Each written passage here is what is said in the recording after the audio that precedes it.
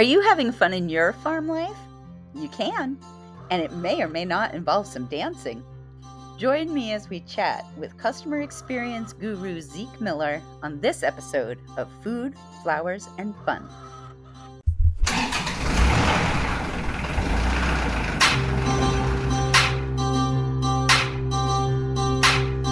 If you're the woman who does it all, farm work, housework, bookwork, homework, getting up at the break of dawn, this is the podcast for you.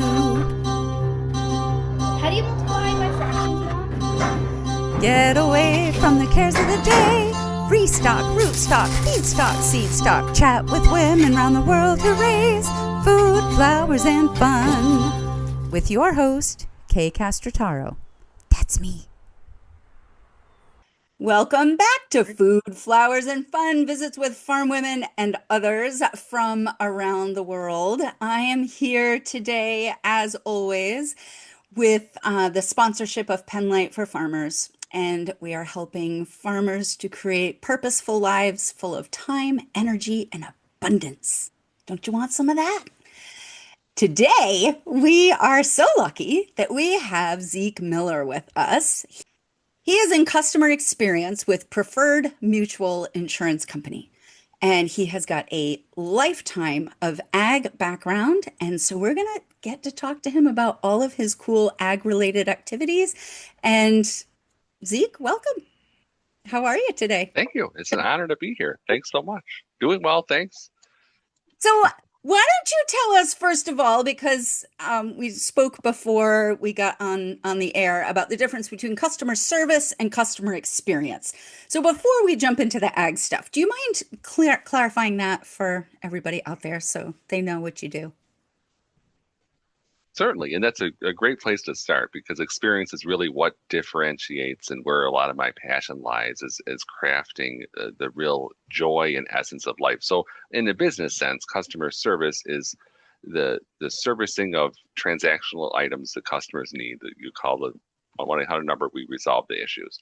Customer experience is a holistic journey of what the customer goes through interacting with the brand all the way to buying and selling and maybe leaving on to another competitor.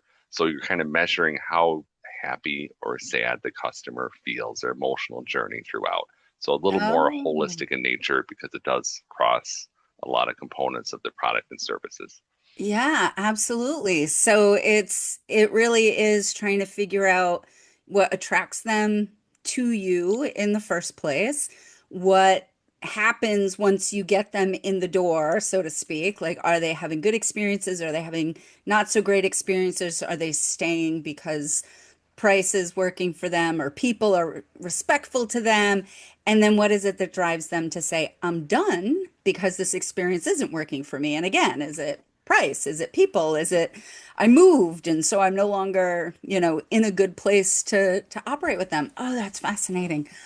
Okay, I love that. So I feel like there is a whole lot of connection that happens there with farmers, because I feel like sometimes the farming experience can be one of those things that we're like, we got sucked into this and now we're here, and how do we stay in this?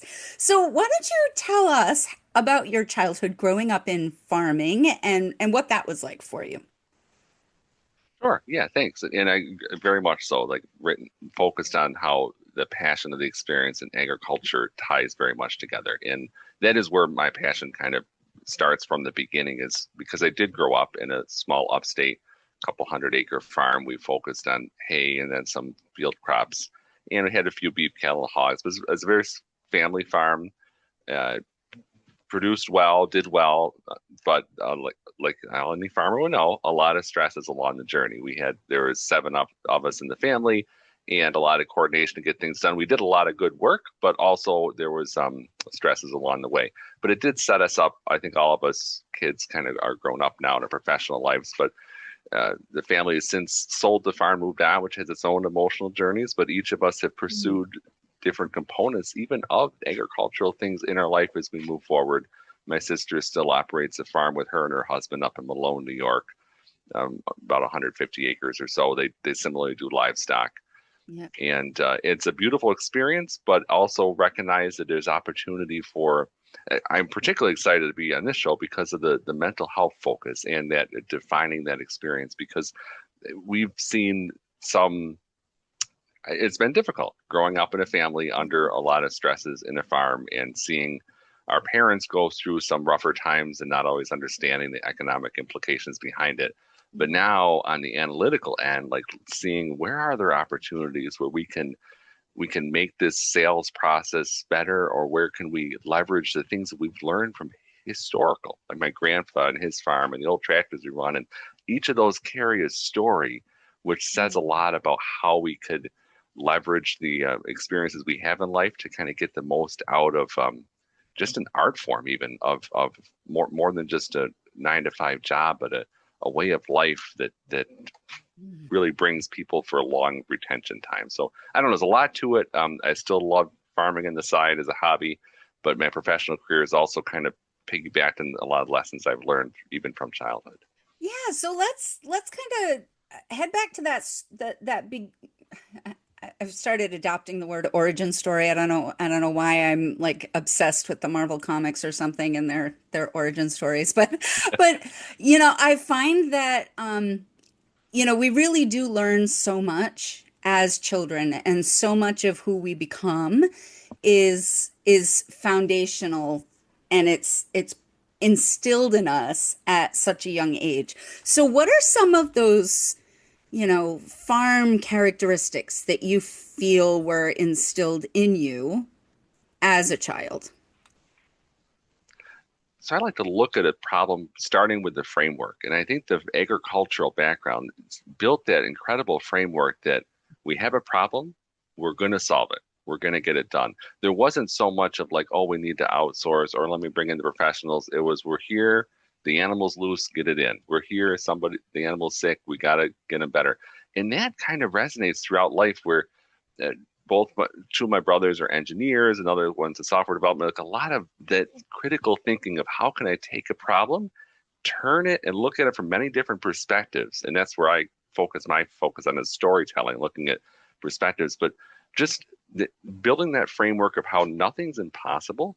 And it never hurts to try because we can find a solution and it can always be different, but there's a way to attack whatever it is, your equipment that needs to be fixed or your crop that needs to be getting before the rainstorm. There's a way to solve this, and we're going to work on it together. So just that tenacity, that perseverance, the grit to like put your elbow to the job, that's carried through in I think that framework helps us even mentally, emotionally to not be afraid of a conflict or an opportunity, but to use and be creative in tools you have to kind of fight forward. Yeah, and let's really talk about that for a second because I think you're right. I think that creativity and that tenacity in solving hands-on problems, the problems with the fencing, the problems with the machinery, the problems with the buildings, like those kinds of things, I agree with you. I think farmers are so amazing at that and they handle it so incredibly well. And I also feel like the softer skills of like interpersonal communications, the mental health, the taking care of oneself, that kind of stuff, there seems to not be as much focus on that. And that seems to be an area where we're almost afraid to go sometimes. We're like, I don't talk about mental health. Troy Bishop, who we both know, he does the you don't talk mental health at a grazing conference. You do now because Troy has made it that we do it. But, so much of that idea of this is just a taboo discussion.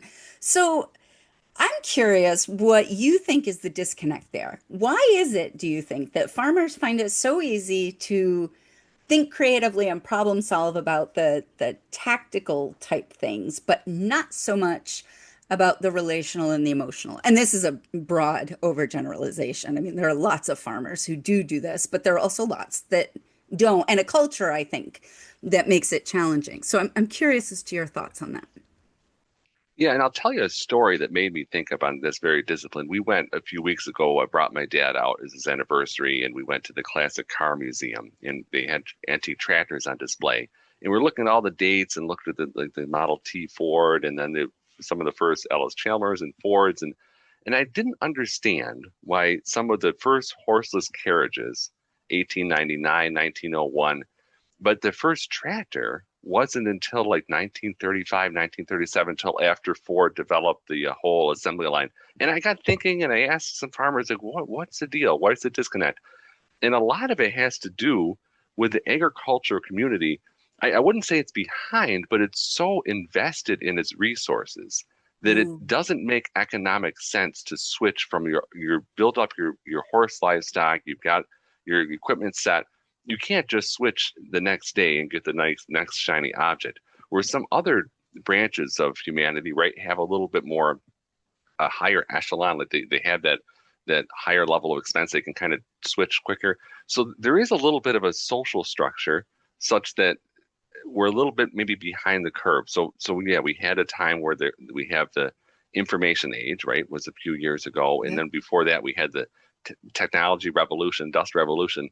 Agriculture is still in that industrial revolution. We're trying to pump out a bunch of processes and things, and that's where I grew up. My dad's very project oriented. But now we're actually in a customer revolution. Like customers are the first, including ourselves, our mental health, where we are, how we care for. And that's defining more than anything a company's success is how well we care for each person. And farmers are getting there, but I do think that that's a gap that we can really, you can see that in those high touch point interactions that the people at the farmers market selling the artisan bread, like that's the way of the future in a sense.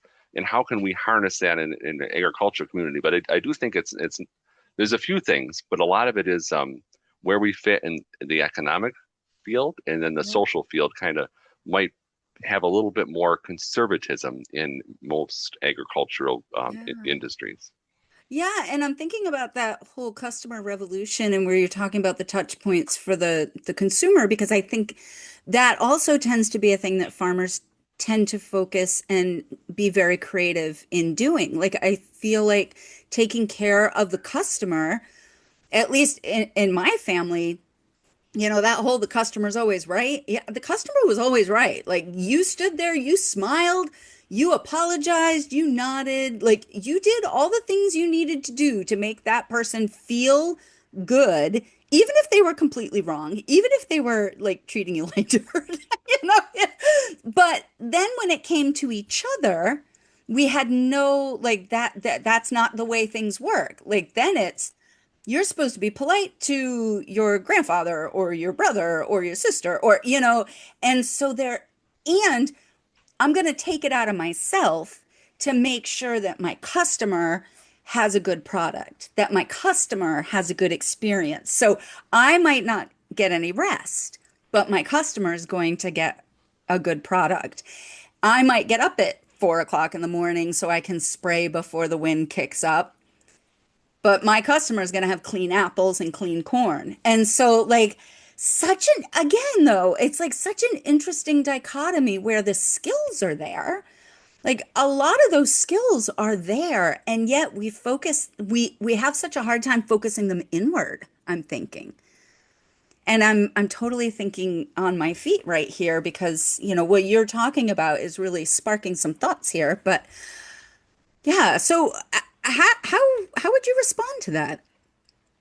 Yeah, that's very interesting. It puts me in the place of going to a horse stables with my father growing up, and I could not understand mentally how come we're taking this time and he's talking to this lady, being sweet, enjoying the scenery, yet at home we have to be so fast and punctual, and it's not time for like idle talk.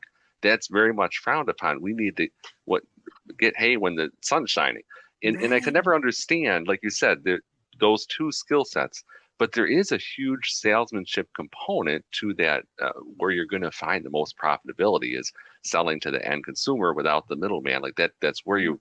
But I never understood that as a worker because to your point, we didn't. There isn't the focus on our employees, our family needs this self-value. It's No. we need to get this job done at the cost of whatever, like deal with those emotional repercussions. But Yeah. so yes, that is bringing back memories of how that transpired. That's interesting. Yeah, for me too. Like I'm sitting and I'm kind of looking at that interesting because I think it was interesting too that you mentioned the help that, especially if you're help that's been working there for a while, you become part of the family. And as soon as Yes. you're help and you're part of the family, then you're just expected to do. Like it's you know, I mean, I was a kid running our farm stand, and when I say a kid, I mean I started when I was 6. So like I literally grew up running this. Well, I mean, at first it was like one wheelbarrow of corn a day that we sold, and a box of tomatoes or something. It was no big deal, but it ended up growing into something really, really successful after my mom got a hold of it and helped corral it. But the point being, I cannot tell you how many days in the summer I would be sitting out there under the tree with my little picnic table and my corn and my vegetables, and everybody would go up for lunch, and I would sit there under the tree. And I would wait for lunch, and the lunch wouldn't come, and the lunch wouldn't come. And usually, the lunch came. But like my parents, there were times my mom was like, "I'm sorry, I forgot about you." And I'm like, "You forgot about me? I'm your oldest child. I am the first grandchild on both sides of the family. How do you forget me?" And I'm like the loudest one of the family. So you would think that my absence would be missed. But no, no. But I think it holds to that idea that it's like we're expected to just do what needs to be done. And it's okay if and at that time, yeah, I was upset about it, but I didn't look at it as anything really awful. But I look back on it now and I'm like, that's a really interesting dynamic that we just kind of assume this is the way that things work. So, yeah. So some of this mental stress is why you decided not to farm, am I right? Yes, 100%. Exactly. So growing up, I realized like there's a lot of work and energy to make very little like profitability. And as I grow with my family, I want to have that time where we can go to Disney World and we don't need to like close a farm for a week. We can budget so we can whatever go to a concert and we're not like we can still go out to eat a few days. But the balance, it's not all about money. But yeah, I think that's intriguing that the strengths can become our weaknesses as agriculture there's such an opportunity to be you're so close to nature to the land you're owning your own independence that you can leverage that and we can run gung-ho but meanwhile we could kind of trample on what I'm saying is my passion Yeah. now is a little bit more on the experience like have fun play I love like model tractors like modeling something that's what I do with the customer experience is how could this be better how can I have fun with this idea and we do that in agriculture, 100%. But because we own so much of that world, there's a tendency to rush into the project initiatives and maybe overstep in the process the people along the way. And that's where there's some opportunity where we can modify that model, that structure of how we enhance the experience, not just of our customers, but also our employees as well. Yeah, and what I notice is that farmers can keep doing this, taking care of others for a certain period of time, and then sooner or later something breaks. And when that something breaks, it's often almost irreversible without like huge intervention. It's kind of like a broken chassis, it's we're not replacing a tire. We have to like replace the complete undercarriage of the way that the machine operates. And so some of us find that as physical illnesses. I think farmers suffer more from some physical ailments than they need to because they're actually stress induced. And it can be mental health, I mean, we know that suicide is ridiculously high in the agricultural community. but also I think those fragmented relationships, because if everybody's always tired and everybody is always focusing on something outside of the family and the relationships in between, that's going to take a toll. And so, my passion is really about trying to help people to look at this and say, it doesn't have to be this way. And I think I'm really like in this moment realizing how much those skills are already there and that we just need to redirect them a little bit and to validate not that farmers don't have these skills, but that farmers don't apply these skills to themselves. And that if we could help them to, look at themselves as just as valuable as their customers, then we would probably be able to support their well-being a whole lot better. And I got to tell you, it does end up helping them economically, relationally, like all of that stuff does change. Like it really, really does. So I find that fascinating that you've mentioned that. Yeah.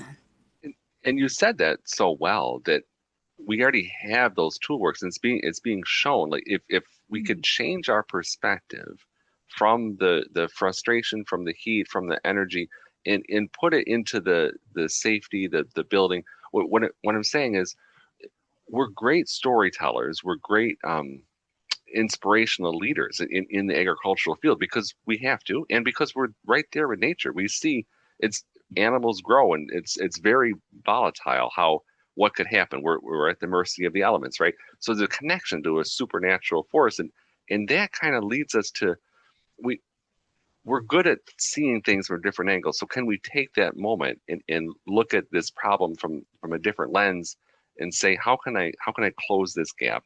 And how can I Yeah. help focus on our safety, our well-being, yet still deliver that superior product? And I think a lot of that is embrace the fun of it, right? And that's when we had Mhm. the greatest thing as a family in a farm, like going out in the summer field and sitting on the hay wagon and seeing the scenery, humming a song to the tune of the baler running. Like that's the thing we want.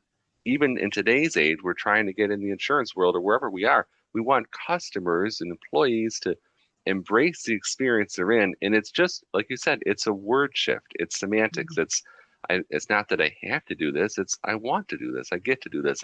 I'm Mhm. invested in a better future and in myself and my family.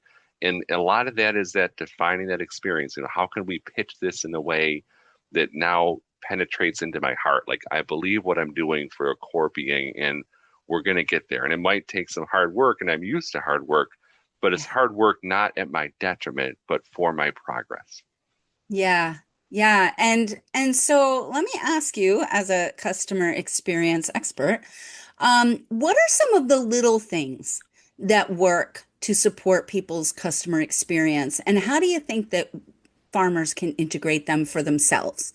I mean, yes, farmers listening to this out there, we want you to give your customers the best customer experience because that's good for your business. Totally want that. And I think that good customer experience starts with a good farmer experience. And we can shift that. Like, I think what you said about perspective is spot on, that you can have two people in exactly the same situation. And depending upon how they view it, they're going to be happy or they're going to be miserable. And so my belief is let's go for happy, boys and girls. Like, because once we do that, we have more energy.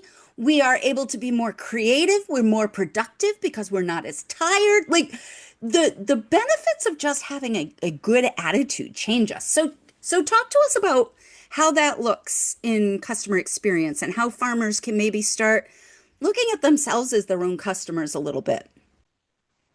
And you're right, it does start within. We need to embrace ourselves and make sure our own experience is unified and positive, and that translates to customers. So yeah, I mean, some simple things we do: use a customer's name, Yeah. listen to the, make sure that they feel heard. So use common words of okay, and how else does that make you feel, and what else before you jump to a solution.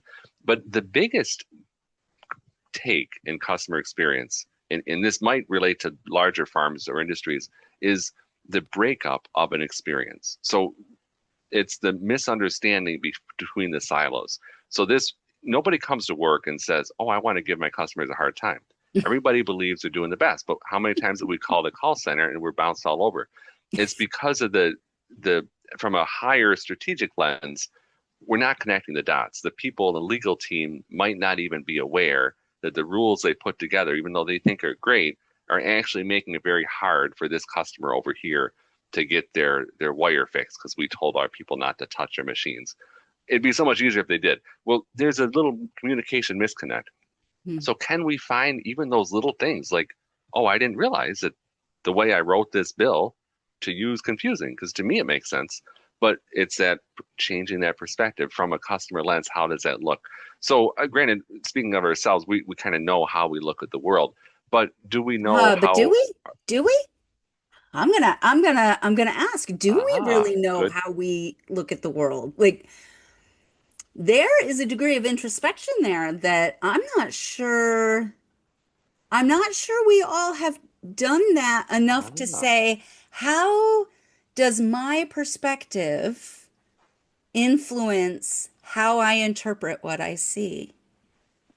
I'm curious very about good that point. because I think some of us do. I think some Interesting. of some of us,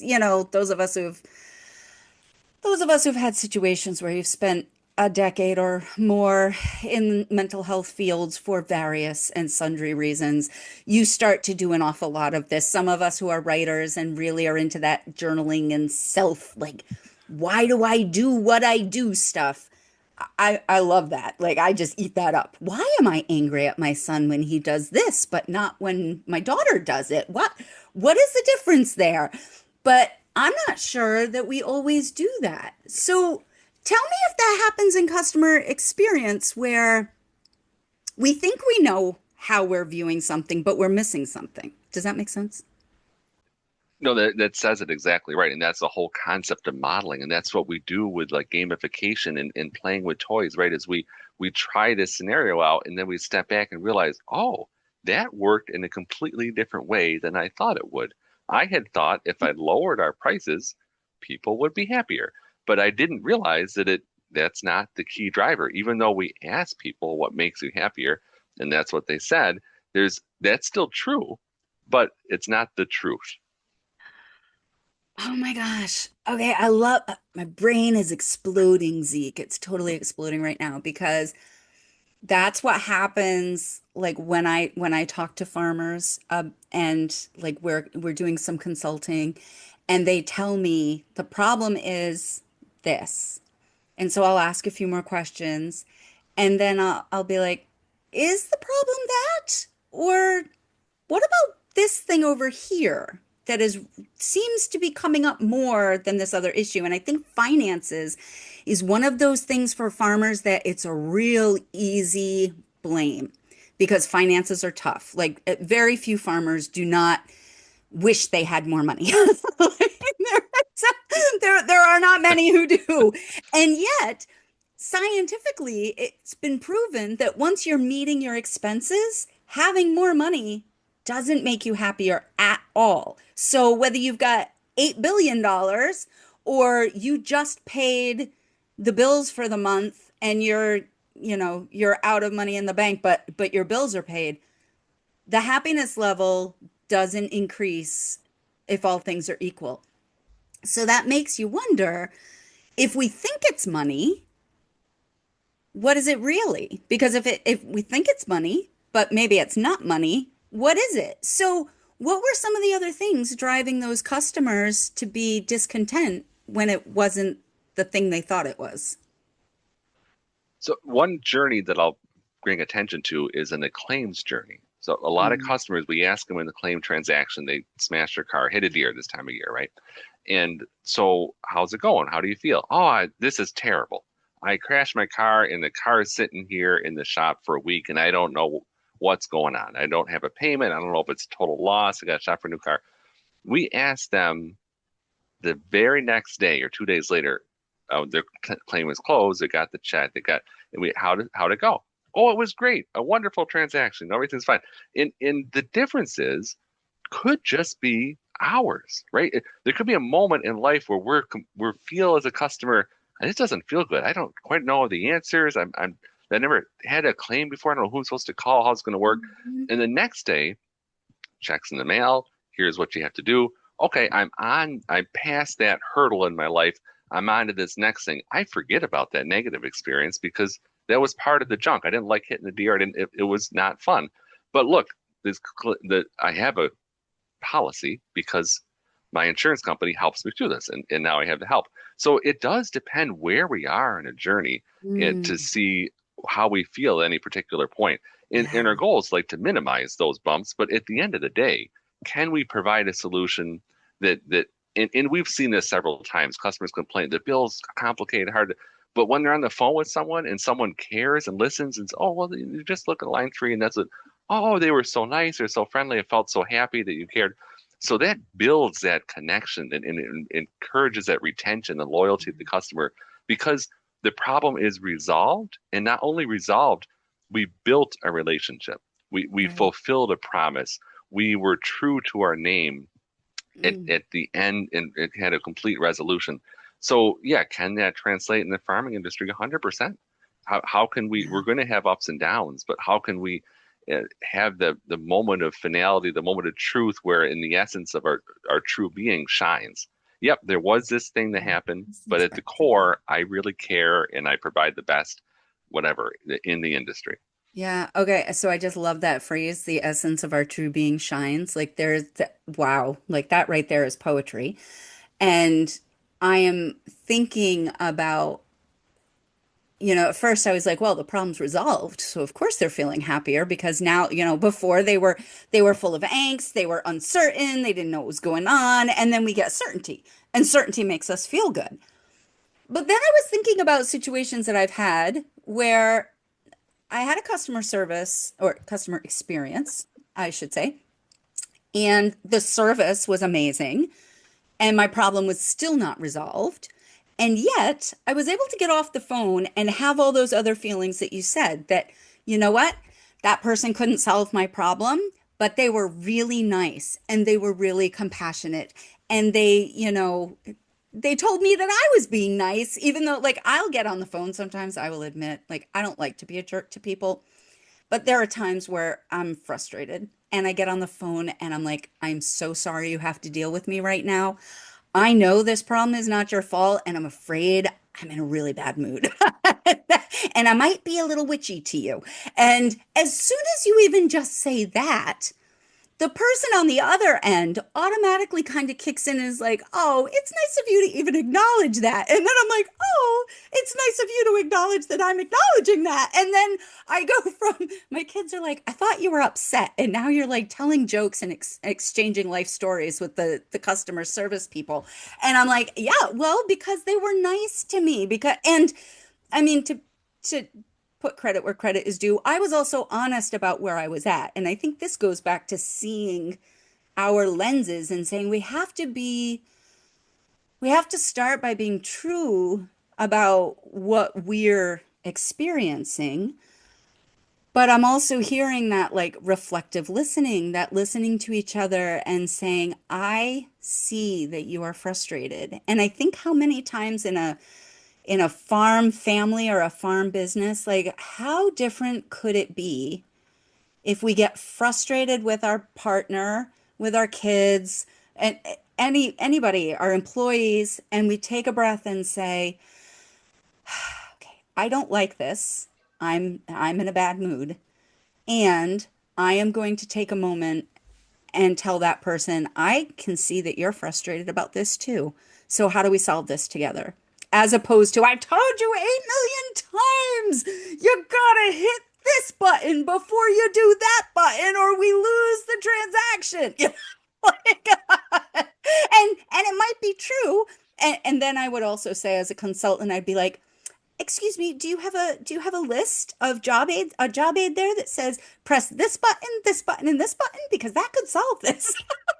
but but this is where I think this whole like sometimes we need that external person to provide a little bit of perspective.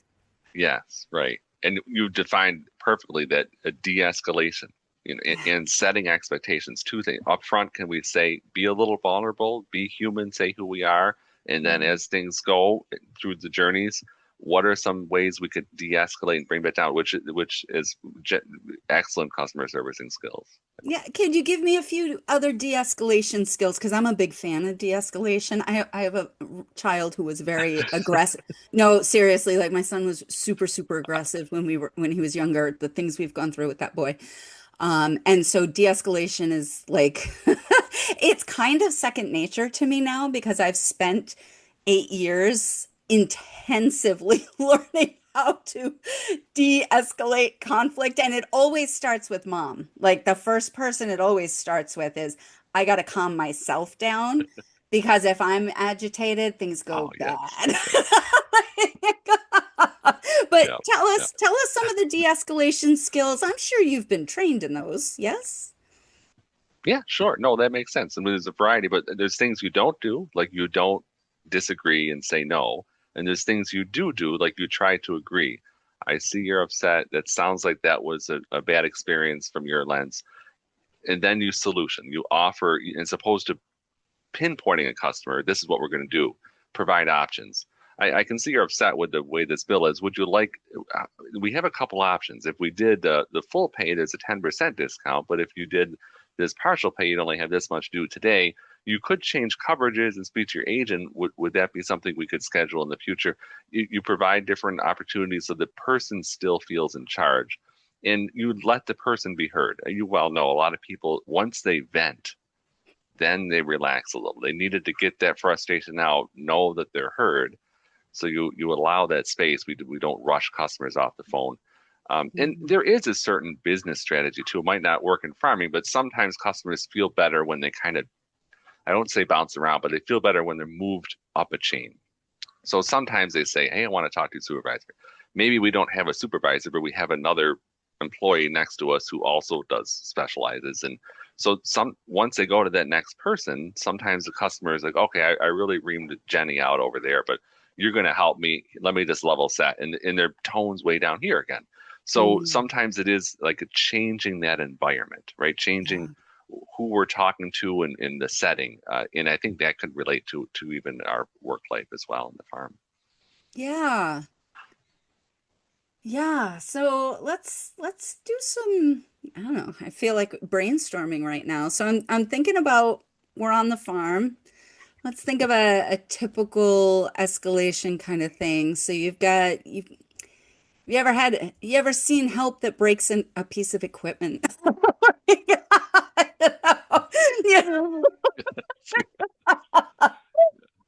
The temptation is to scream and yell at them because they broke the piece of equipment. And I want to start farmers and say, you're absolutely right to be frustrated and angry in that situation because yes, it's bad when somebody breaks your equipment. And de-escalating the situation will probably keep it from going from bad to worse because oftentimes the problem is not quite as bad as we think it is in the moment. Like, how many times have we heard that sickening crunch when we backed up and we didn't see something behind us and we thought, uh-oh, I just ruined my vehicle. And then we pull forward and it's like, oh, okay, I scratched the paint. It's fine because we've got these great new bumpers that like pop in and all you have to do is like blow on them and they pop back out again and it's golden. So you know, so so maybe take them away from the equipment before you even have a conversation. Like just say, let's get away from here. And you do a couple of things. You do some movement, which makes your body feel better. You breathe a little bit, and then you've changed the location. So you can start to have that conversation, and then instead of yelling and screaming, you can say, "Can you tell me what went wrong? What happened?" You know? So then we're teaching as opposed to just punishing. And then the person who committed the crime feels a little bit more responsible to you because you've been so kind to them that now they're like, oh, that was really dumb. I don't ever want to do that again. And you didn't have to yell at them. The boss feels better because they knew they controlled their temper. So I think there's a lot of stuff going on there that farmers can use from a customer experience perspective. I'm loving that. Absolutely loving that. Right. So so I'm gonna kind of jump ahead to where you are now because you have said that you do a little bit of farming now, but you're not a full-time farmer anymore. So tell me about the type of farming that you do and what that's like and what you see in your future as far as agriculture. Sure. Yeah. And I think an old time friend of mine would say you can take the farm out of the boy, but you can't take the boy out of the farm, or vice versa. Basically, it's in the blood.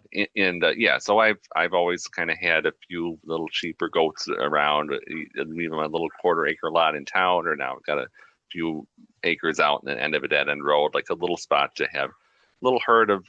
We tried a little bit of dairy, milk 'em, make some ice cream. So kind of homesteading almost.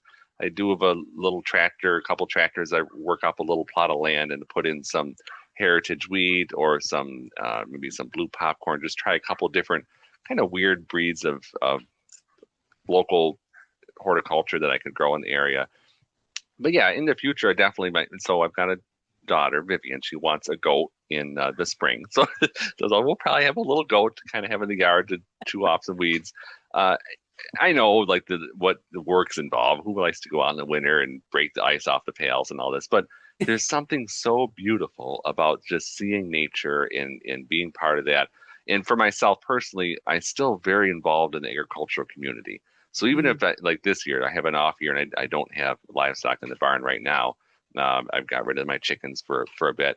But I love going like to our little harvest festivals and our antique tractor shows and the spring festival, and you kind of connect with other farmers and how you see the life journey, you see the generations of people still keeping the farming traditions alive. And those stories mean so much to me because I remember those times, and I still visit my sister's farm and support up there. Sometimes there's a project we're doing. I'll run up to Malone and help for a weekend. But yeah, Yeah. very much involved in the community and kind of having an ear to the ground of where did where's the history of this particular Mm. land or this family, and how did it evolve, and where are we going? But yeah, I definitely have a connection to just seeing animals and plants continue to thrive and then be part of that farmers market community. Just Yeah. the people, it's amazing who you meet. I think there's a monastery in our area. They raise some sheep or something. Like, who would have thought? And I found them in the farmers market. But yeah, you meet all kinds of fun people. Oh, that is awesome. That is absolutely awesome. I love that. I'm like, boy, I've just gone back like how many hundreds of years to like when monasteries were all self-supporting and it wasn't wow, it Yeah, was like a whole yeah, community, it really was they grew yeah. their own food, they took care of all of their own needs. Like, wow, so fascinating. Um And there was something that you said, oh, stories. So, story is one of the things that I've always been passionate about, and it's why I really love doing this, um, having this container is because, I've said before, I always meet these farmers and I want to tell their stories because as soon as I start talking to anybody, I'm like, oh my gosh, your story is amazing. Like we should definitely share your story with the world. And now I have the opportunity to do it. And like the way that I used to do it when I was writing a lot for country folk and doing like which you also have written for country folks. Um, that it's a very time consuming process if you're going to do it right. You got to go out to the farm, go spend an hour talking to the farmer, take your photos, come home, take another hour or two to, you know, accumulate all your stuff and put it together and write an article and send it off and all that stuff. And this is like 1 hour. We sit down now. It does take a while to go and do post-production stuff, although anybody who watches my show knows we don't do a whole lot of post-production. If it's too much more than splice put together, I don't do it. So so anybody out there who is looking for, an opportunity to work on your tech skills and you want to come and talk IT, I'm looking for support there. But But anyway, I think that whole story thing is so critical. And so when you were writing for Country Folk, tell us what kind of stories you were writing. What articles were you putting in?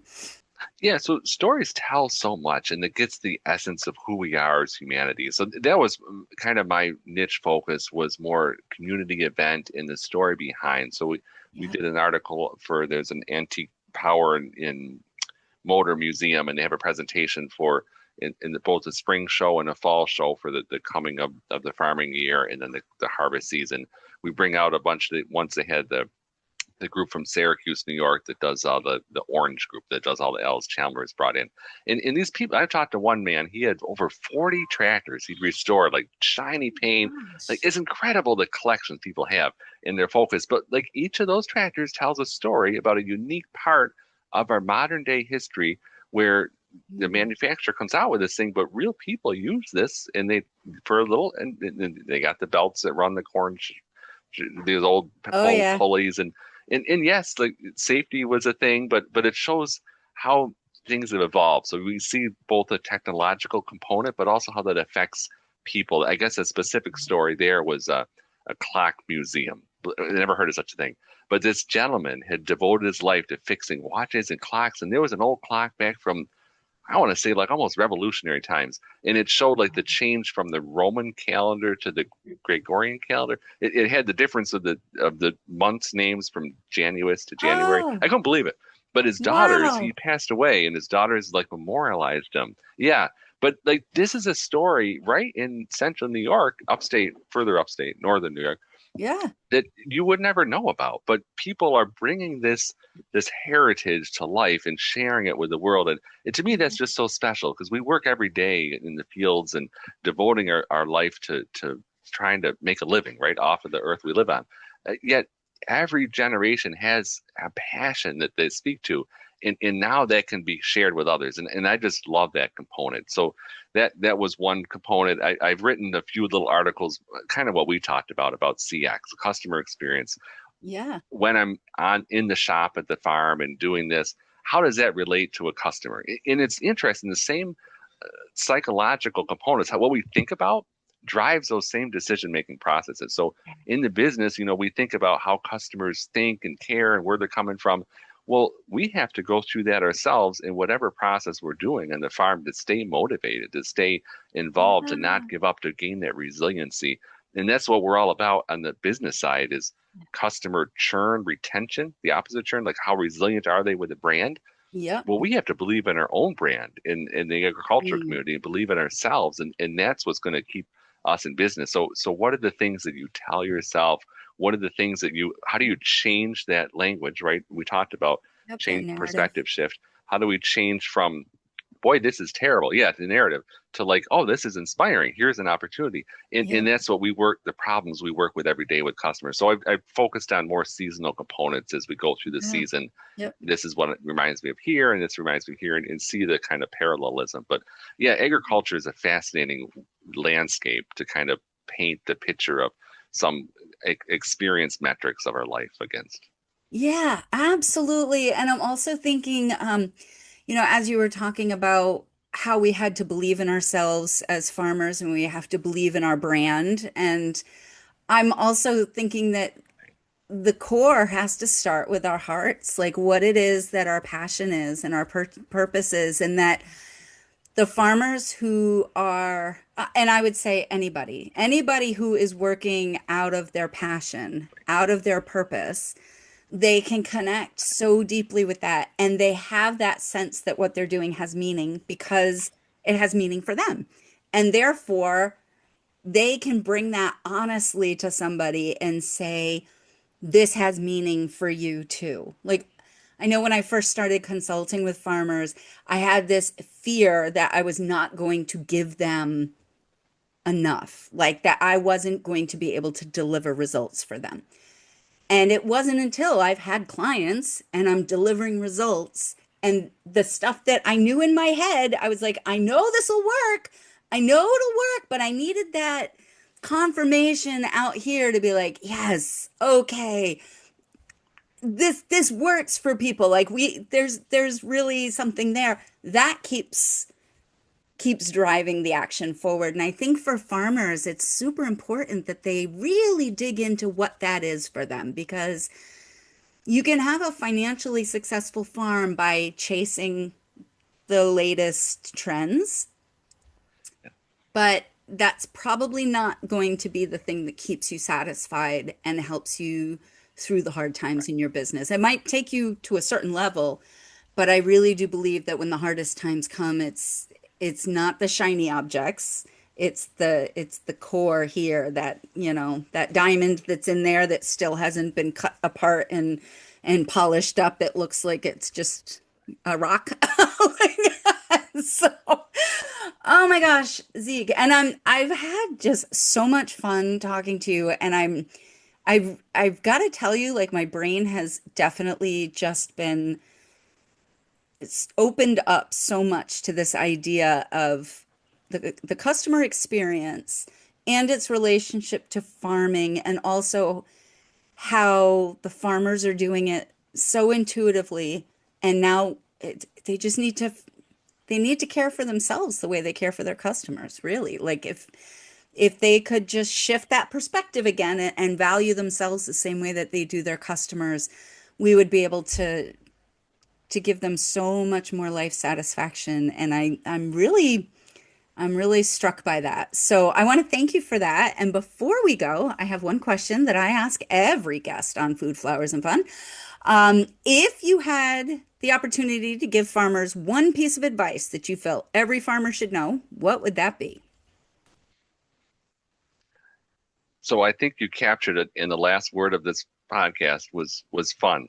Like, life's a stage, get out and dance. And I Oh, think that's a big thing. Don't be afraid, express yourself, and that means so much to people. oh, that's great. I dance badly, but I love to dance. So I'm going to leave us with that. Everybody out there, get up and go out and dance. And we will see you next time on Food, Flowers, and Fun. Bye. How do you multiply by fractions now? Farmers calling, our show is all done. Goodbye, farewell, so long, adieu. See you next week, same time, same place for Food, Flowers, and Fun. Go in peace. Visit us at www.penlightfarmers.com.